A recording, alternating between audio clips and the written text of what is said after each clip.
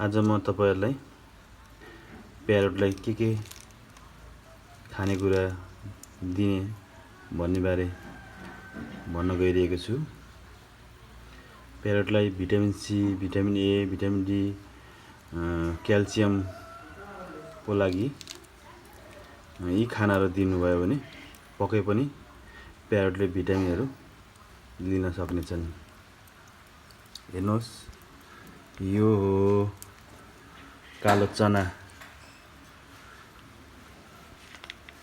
यो हरियो मकै,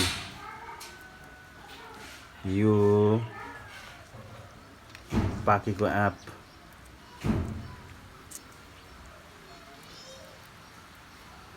यो अनारको दाना,